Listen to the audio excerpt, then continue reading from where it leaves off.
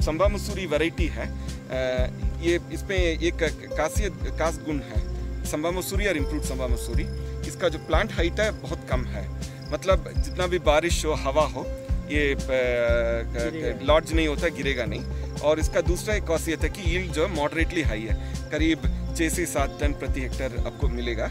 और तीसरा खासियत ये है कि बाकी वैरायटीज़ के मुकाबले इसका जो दाना है छोटे और बारीक है, इसकी वजह से ये मीडियम स्लेंडर कैटेगरी में आती है। तो इसकी वजह से ये जो वैरायटी है उसको अच्छा मार्केट रेट मिलेगा।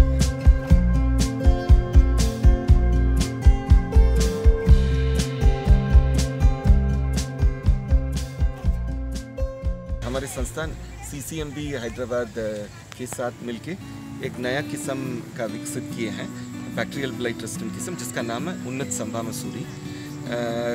जब मैं ये संस्थान चावल अनुसंधान संस्थान ज्वाइन किया था 1998 में, तब काफ़ी सारा जो किसान जो थे आंध्रा के, पर्टिकुलरली जो गोदावरी डेल्टा या कृष्णा इरिगेशन एरियाज के जो थे, सब संबा मसूरी ग्रो करते थे। उन लोगों का एकमात्र प्रॉब्लम था कि संबा मसूरी में एक रोग लगती है जिसका नाम है बैक्टीरियल ब्लाइट, जो एक बैक्टीरिया की वजह से होता है।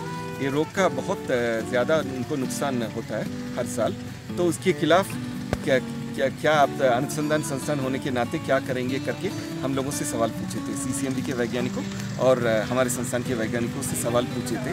तो हम लोग जो है एक नॉवल बायोटेक्नोलॉजी टूल जिसको बोलते हैं मार्कर असिस्टेड ब्रीडिंग, उसके थ्रू जो दूसरे किस्म की जो राइस वैरायटीज़ है या वाइल्ड राइस है, उससे हम लोग जो प्रतिरोधन जीन्स या रेसिस्टेंट जीन्स उसको ट्रांसफ़र किए हैं। और उस हिसाब से जो वैरायटी डेवलप हुआ उसका नाम है उन्नत संबा मसूरी और इम्प्रूव संबा मसूरी। आप देखेंगे तो उन्नत संबा मसूरी में 3 बैक्टीरियल ब्लाइट रेजिस्टेंट जीन्स है, जिसका नाम है XA21, XA13 और XA5।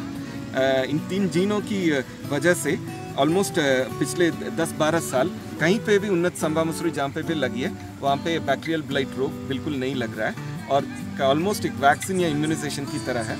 और दूसरा इस वैरायटी में एक और खासियत है, ये वैरायटी जो है संबा मसूरी के कंपैरिजन में 7 से 10 दिन मैच्योर हो जाती है। इसकी वजह से किसानों को जल्दी अपना फसल काट के अगला फसल उगा सकते हैं। अभी जहाँ तक देखेंगे ये जो वैरायटी है इम्प्रूव संबा मसूरी और उन्नत संबा मसूरी, आज के दिन देखेंगे तो कम से कम 7-8 स्टेट्स में ग्रो किया जाता है। जैसे तेलंगाना है, काफ़ी एरिया है। आंध्रा में तो करीब 65-70,000 हेक्टेयर्स एरिया में ग्रो होती है।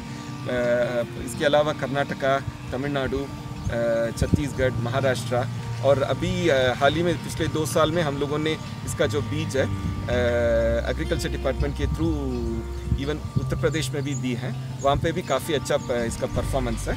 और अभी 2 साल के पहले एक और चीज़ हम लोगों को पता चला कि जो ग्लाइसेमिक इंडेक्स एक मापदंड है, काफ़ी सारा खाना के पदार्थ के में इस्तेमाल होती है, वो ग्लाइसेमिक इंडेक्स इस वैरायटी में बहुत लो है।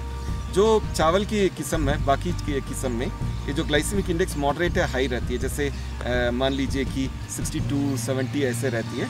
तो जो खाने की पदार्थ में ग्लाइसेमिक इंडेक्स ज़्यादा रहती है वो मधुमेह या जो टाइप 2 डायबिटीज जो रोग होती है, जो उनके उस रोग होने वाले रोगी के लिए खाने के लायक नहीं है, उससे और डायबिटीज बढ़ती है।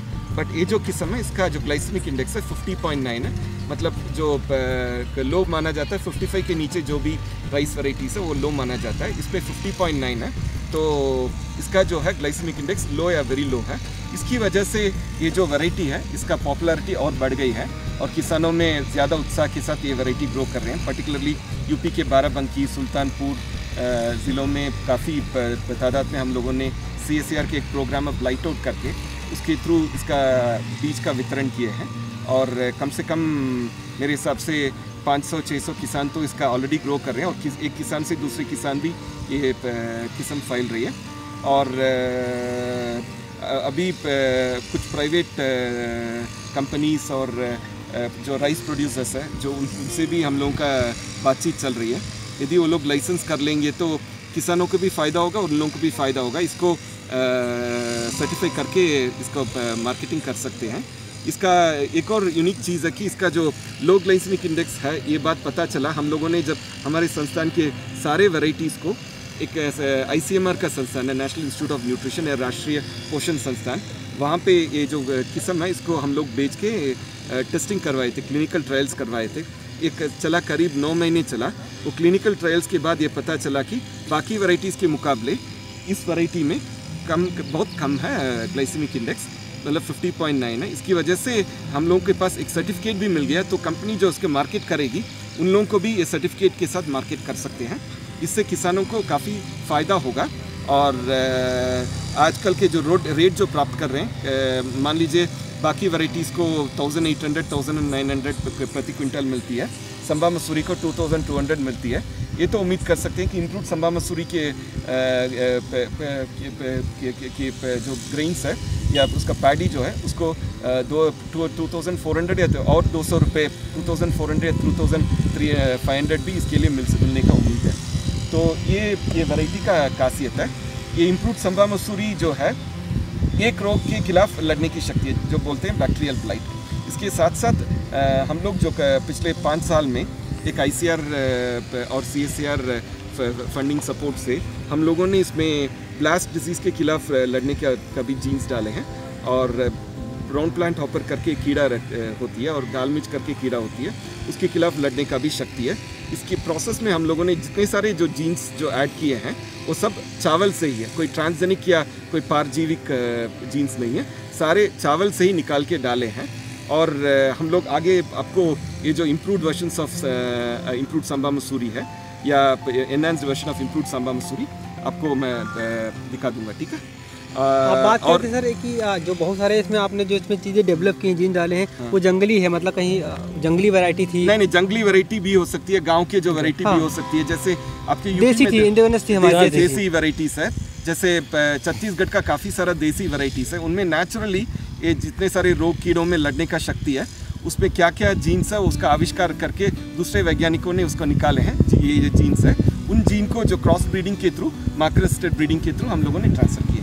अच्छा, ये पीस इम्प्रूव्ड संबा मसूरी में हम लोग इसके अलावा जो है इम्प्रूव्ड संबा मसूरी का जो यील्ड जो है तकरीबन 6 से 7 टन मिलती है on an average across the country.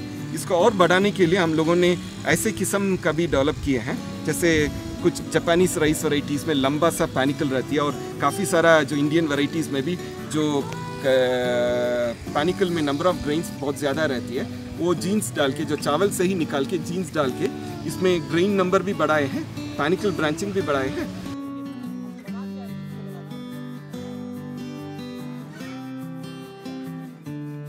अभी किसान तो डायरेक्टली ये बेच नहीं सकते, ऑलरेडी हम लोग जो है private companies and then other organization जैसे KRBL हो या कुछ छोटे medium level rice marketing companies है जैसे अदानी विलमार, उन लोगों के साथ नेगोशिएशन में है। बहुत जल्दी लाइसेंसिंग एग्रीमेंट साइन हो जाएगी। वो लोग जो है इस किसानों को बीज देके पूरा ये फैसिलिटीज़ देके इस वैरायटी का जो दाने है वो बाईबैक करने का प्लान है। होपफुली नेक्स्ट ईयर तक ये प्रोग्राम चालू हो जाना चाहिए। इससे फार्मर्स को काफ़ी फ़ायदा है।